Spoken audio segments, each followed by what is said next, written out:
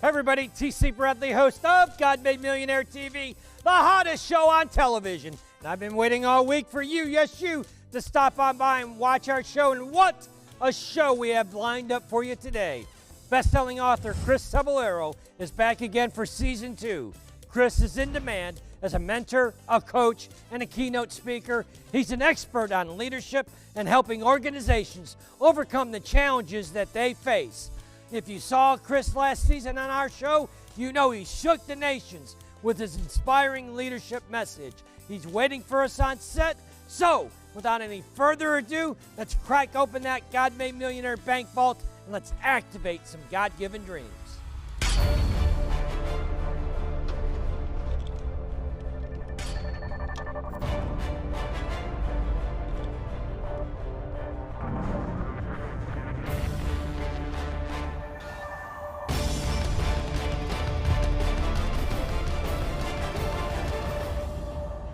Chris, welcome back to the show. It's always great to be here with you, TC. Thanks a lot for having me back. Chris, I got to tell you, you brought the thunder in season 1 when you appeared on our show. So much so, we had such an incredible response to your show. What I want to do at the start of this show right now is just take a couple moments here and let the audience at home see just a few clips from your season 1 appearance. When we think about vision, if I say think about a door, you don't see the letters D-O-O-R. You actually picture a door. We are wired to think in pictures. In the absence of vision, we don't know where we're going, or we don't know when we're going to be there. Number 2 is, I need to know my responsibility in reaching that vision. Another core mistake is that we don't invest in the people that work with us. We invite these people into our organization to help us be successful, but we don't invest in them once they get there. And that's a big, big problem as well. Right. And I'm going to give you the secret to success before we end here. Right now. Okay. Treat your workforce like they're your clients and customers, and then watch how they treat your clients and customers. Chris, you've been busy since you've been on our show the last time, haven't you? You know, it's all about business. And I got to tell you, in this time of COVID, we've really had to set a new direction. I mean, we started off the year with these great goals and these great visions, and then all of a sudden, COVID put a stop to that. And one of the things that I think was important is we had to be able to stay true to the goals that we could have stayed true to, and a lot of things happened for me in 2020. Well, one of the things is I have to congratulate you. You've done it again. Published another book. It debuted #1 on the Amazon bestseller list. You beat out some pretty big names, big boy. Yeah, I got to tell you, I mean, I just love being able to teach, right? And sometimes that's standing in front of people. Sometimes that is writing books. Sometimes that's writing little blog posts. But one of the things that I wanted to do is write a book about coaching. And I get it all the time, man. People are going to say, you know, Chris, you're a coach. How do I start my own coaching business? And I try to give them a little bit of advice. But when I wrote this book, one of the things that was really important was, do I really outline for people how to develop a coaching business without them having the skills to coach people? So the importance of coaching really is a science. So I wanted to be able to develop the skills that you need to be a successful coach before we get into the, you know, the processes of how do you run a coaching business and what that looks like. What is an idea? You know, we've got people watching at home, and maybe you're watching this and you feel like a dream of yours is to become a coach. Yeah. As you say. What would be your recommendation for that person? Well, one of the things that you got to think about is anybody can teach anyone something. I mean, we were put on this earth for some reason, right? We beat everybody out to be born and to kind of be in this position. And one of the things that I say to people all the time is that you have a special gift. And I hear you say that all the time as well.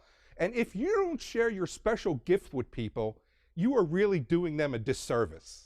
So you've got to be able to find out what your passion is, what your motivation is, what gets you out of bed in the morning, and then figure out how can you share that with somebody. So when you think about coaching, your job is to guide them. Your job is to teach them. Your job is to polish them. It's not to create another you. It's really to kind of help them to take your nuggets of wisdom, take your pearls of wisdom, let them polish them, and let them make them their own. And then in turn, they're taking the stuff that you gave them and they're going to share it with someone else down the road. Chris, what would be who would be the ideal person that should read your new book? You know, I think that this is really going to be geared towards the frontline supervisors, the managers, and even the vice president and directors. But really, it's anybody. So when we think about this from a leadership standpoint, when we think about this from a coaching standpoint, leadership is influence. John Maxwell tells us that all the time. Nothing more, nothing less. If we can't influence people, we can't lead people. So, but one of the things that you think about is it's taking that influence and being able to pass it off. So anybody can teach, anybody can influence, anybody can coach at any given time. So if you want to be able to learn the science behind coaching, that's where this book comes in and gives you those skills. I mean, so when we think about this, you know, you talk about the art of service. If you're not going to be willing to serve people, don't think about coaching them. You know, then we talk about coaching yourself and how to motivate yourself. The hardest thing that we have to do is keep ourselves on that path and keep ourselves motivated and keep ourselves moving towards that, you know, that big goal and constantly continue to grow. I mean, leadership is something that you have to learn every day, and that journey never ends. If you can't influence people, you can't lead people.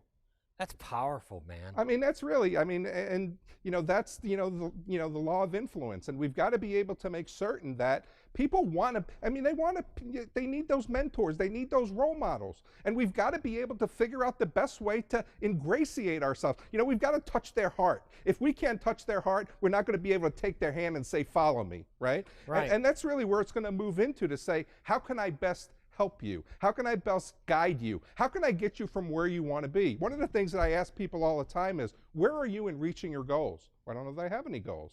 Well, where do you see yourself in the next 3 years? You know, if you don't start setting plans, you got a vision to reach the, vision that you want to attain. I want to be the best show on cable TV, which you probably already are, TC. So cheers for that, right? But I want the best show. So what are the goals to make that happen? Get your own church, Chris. Get your own church.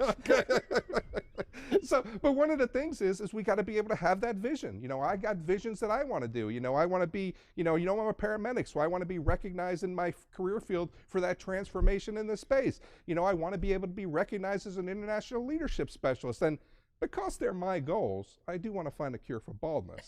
Because if I could do it, I want to work that out, right? But when we think about this from the growth standpoint, we look to people, we role model after people, we want to go ahead and be like other people. And this is where coaching comes in. Chris, I want to honor you, take a moment and honor you for your service to the community. As a paramedic, it has opened the eyes of our country to the reality of the heroes, young sung heroes of our communities, the EMS personnel. If you'd give a shout out, if you wouldn't, look into the camera, give a shout out to your brothers and sisters. Yeah, I got to tell you, I mean, I am proud to be a paramedic. And during this time of COVID, it has really been challenging for you. And a lot of people don't know what you're having to go through.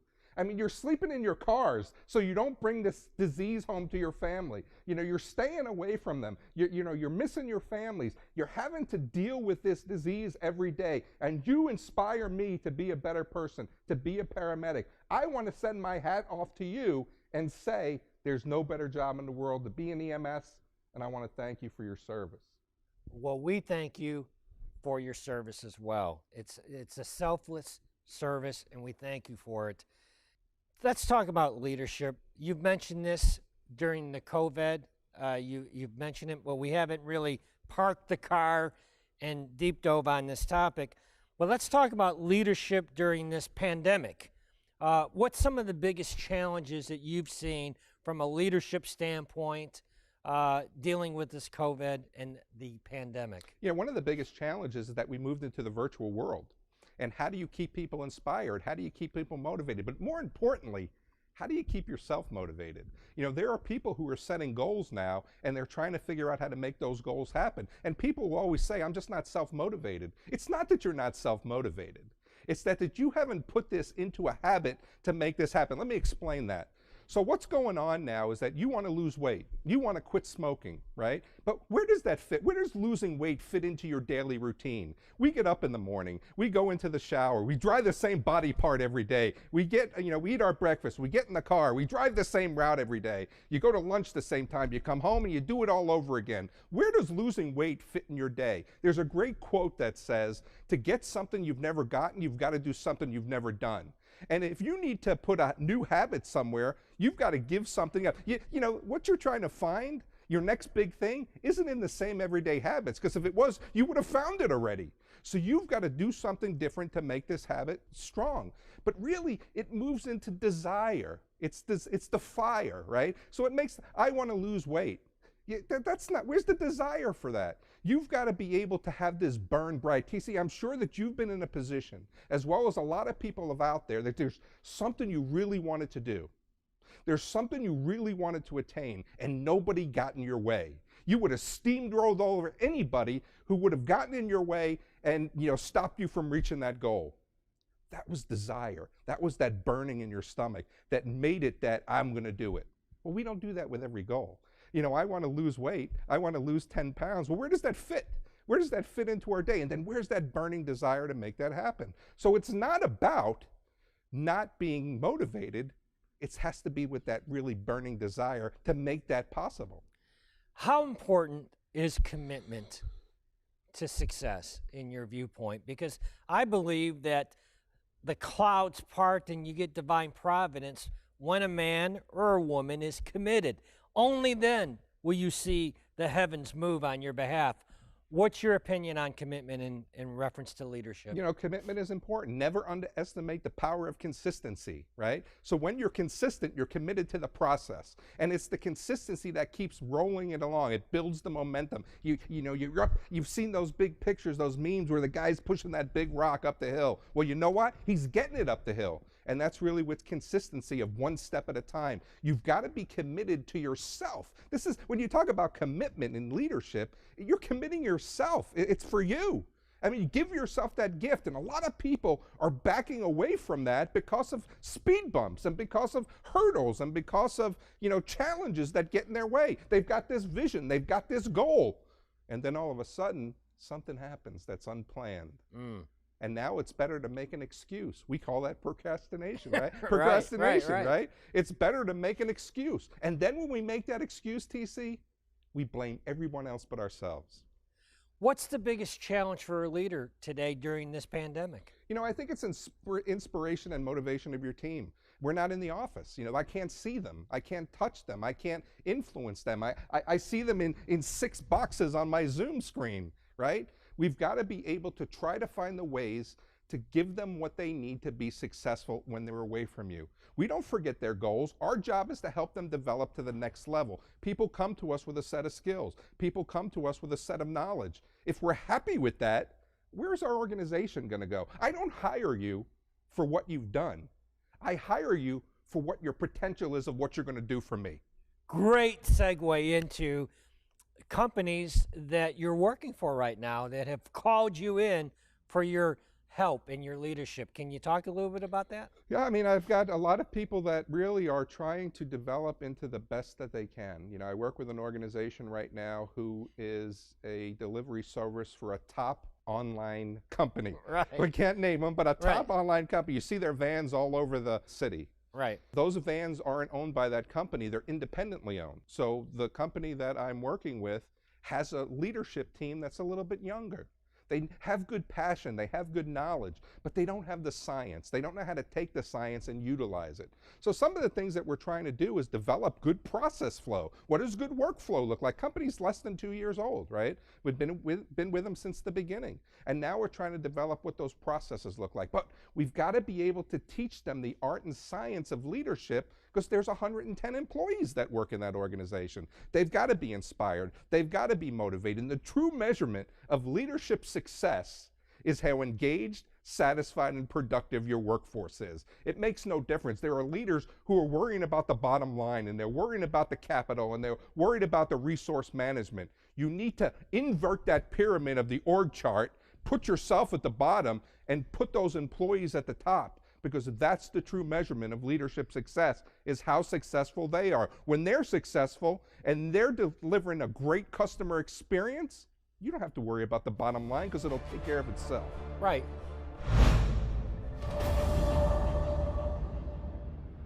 Inside the heart of each and every one of us lies a dream, a purpose we were put here on this planet to fulfill, a God-given mission. And when we tap into it, God will unleash unbelievable blessings over our lives, from our family to our finances. T.C. Bradley's new book, God Made Millionaire, will help you bring the abundant riches of the kingdom to all aspects of your life. Order God Made Millionaire today. Talk about the science of leadership. I'm fascinated to know more about that. You know, when we think about leadership is there, right? You talk about conflict resolution, you talk about communication, you talk about decision making, you talk about all these things, right? And it's really the interpretation of the science which gives people their specialty, right? John Maxwell, Tony Robbins, all the big names that are out. It's the same science. What I'm giving you is my interpretation of this science. And it's really breaking it down. You know, you put a little bit of conflict resolution in the beaker. You put a little bit of critical thinking skills in the beaker. You put a little bit of confrontation in the peak. Sometimes it explodes in your face and you got to go back to the beaker and start all over again. Leadership isn't about not making mistakes. It's guiding the best process that you can for the people who are trusting in you to take them to that next level. Chris, as you know, we're in the midst of the pandemic. So many people are at a defining moment in their life. Take us into, if you would, a defining moment of your life where everything changed. You were at a fork in the road, and it was a defining moment, and you made a decision, and it altered the course of your life. I mean, you think you're going the right way, but let's look at this pandemic, right? Okay. When 2020 started, I'm a person that I set goals. December's my goal building month. And then January, I start my goals. Writing the book was one of the goals for 2020. I wanted to develop a 10-week course on self-mastery. I wanted to make this amount of money. And then the pandemic came the spring, and I lost 70% of my coaching clients. I lost 120 speaking engagements. And it was really a time. I need an adult beverage now at this point because it's making me nervous, right? Right. But one of the things that I wanted to be able to do was stay true to the vision of what I was trying to accomplish. I want to be recognized as an international leadership specialist. I want to be able to be a great motivational speaker. So I needed to stay true to my other goals, which was the book, which was the classes, you know, going into the virtual space. So I don't want to go ahead and say, how did my, veering that fork change, but how didn't it change? How I stayed true to what I wanted to be able to accomplish. And there's a lot of people out there that are kind of in the midst of that fork. Yogi Berra said, you get to the fork in the road, take it, right? Well, take the fork in the road, because this is a great opportunity. Restaurants have closed. People in the services and hospitality industry, years and years that they've been in business are looking for their next gig. This is your opportunity to grow. This is your opportunity to experience. This is your opportunity to do something you've never done before. What's the one thing you would do, TC, if you knew you'd never fail? Well, we're going to fail. It makes no difference. This is the time to get back to those dreams.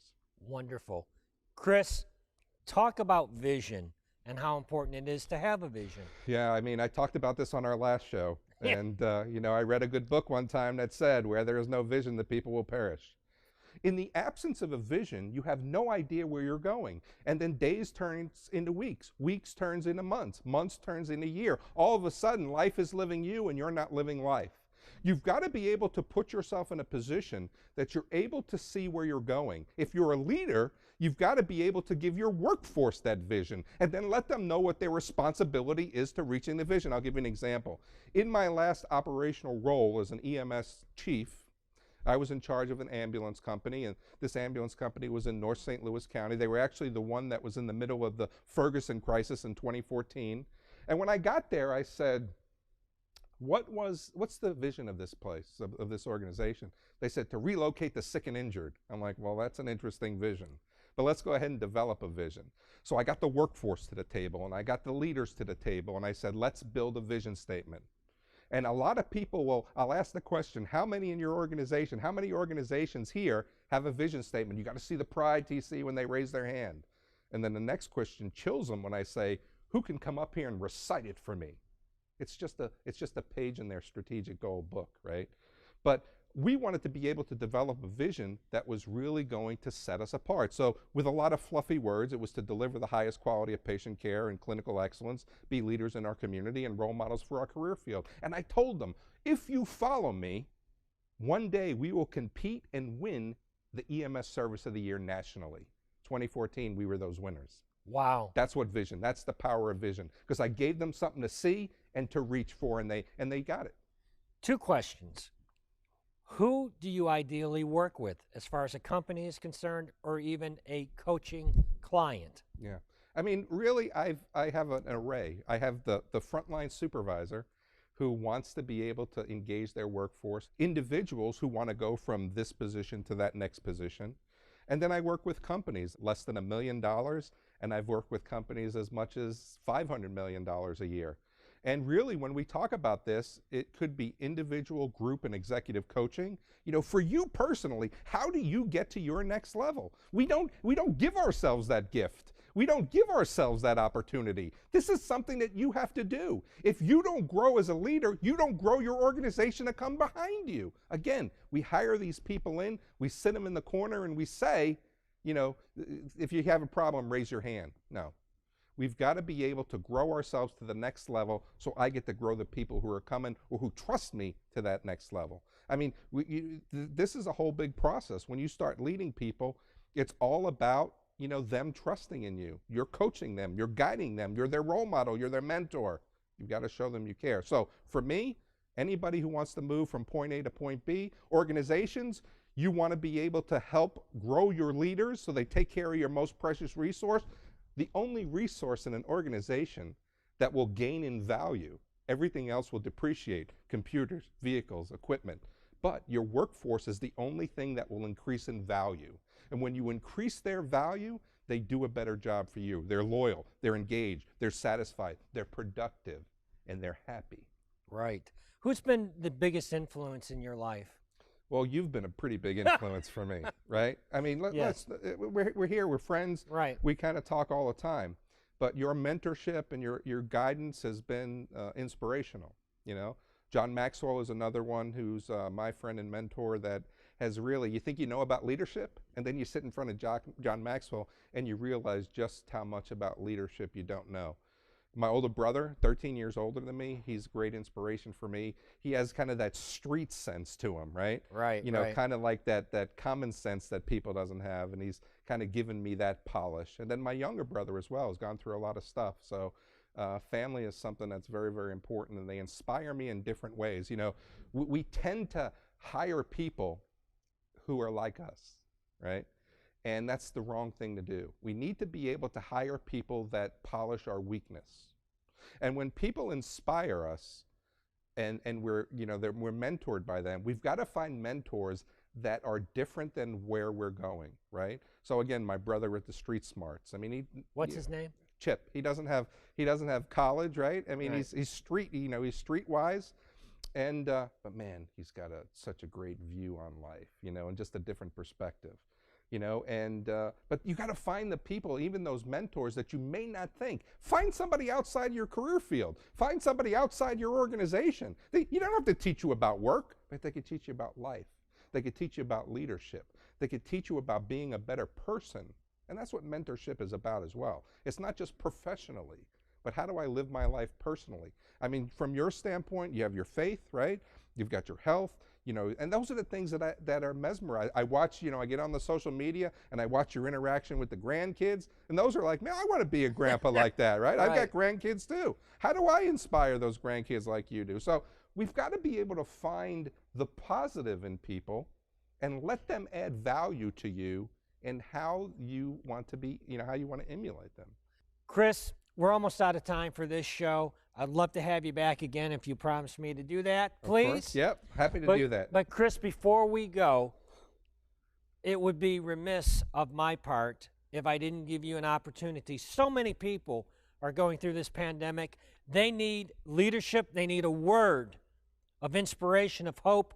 I want to give you an opportunity to speak into the camera and to speak to over 200 nations a message of hope and inspiration. Yeah, I mean, what a great honor that is. But ladies and gentlemen out there, this is a crazy time, right? This is a tough time. And where do I go next? Or what does the future look like? This is about your opportunity. And you've got to be able to create that opportunity. You know, they say that opportunity only knocks once. What I say is forget about waiting for it to knock. build a door and go through it yourself. Opportunity creates success. Success creates money. Money creates wealth. What's the one thing that you always wanted to do if you knew you weren't going to fail? You know what? You're going to fail anyway. Experience comes from mistakes. Mistakes come from lack of experience. This is your opportunity to create your next opportunity for that success. Don't stop it from happening. Don't be afraid of it. Get outside that comfort zone. Go ahead and fall down. Go ahead and get up and start over again. There's speed bumps. There are hurdles. There are challenges that are going to get in your way, but growth happens because of the journey, not in reaching the goal. Chris, you got me all fired up, man. I'm ready to go off set and tackle something, but we're out of time. You promised me you're going to come back and see me again. I'll come back. Chris Cebollero, thank you so much. Thank you, TC. Hey, JL, can you believe we're at the end of another show? We are here, brother. We are here. You know, what I want to talk about in these closing moments is the value of commitment. I believe, JL, that the heavens and the earth will move for a man or a woman that is committed. And I'm talking about truly committed to their God-given dream. That's right. You know, TC, when I was growing up, I always heard this phrase, don't talk about it, just be about it. Don't talk about it, just be about it. If God has given you a dream, if God has given you an ability to go after your goals, you don't just talk about it, you be about it and commit to your goals. Commitment is the launching pad of miracles. Wouldn't you agree? Absolutely. I think that unless you're committed, every excuse and that little fat man up on your shoulder can talk you out of it. Shut up there, fat man. Can talk you out of your God-given dream if you're not committed. Right, absolutely, TC. I mean, it's so easy to come up with excuses. I don't have the time, I don't have the money, I don't have the skills, I'm not in a good space. But at the end of the day, the reality is the right time is always now. The right time is always now. And when you're being committed, you really have to be committed to being committed. Get your own church. That's JL. what it's all about. That's what's up, man. That's what's up. And speaking about what's up, I'm looking over at Big Mike. We're just about out of time. So you know what that means at home. It's time to break out your shades. It's time to do the prosperity dance. Oh, look at you. Look at you mean mugging the camera. You ready? All right, I'm ready. I'm ready. Big Mike, hit my music.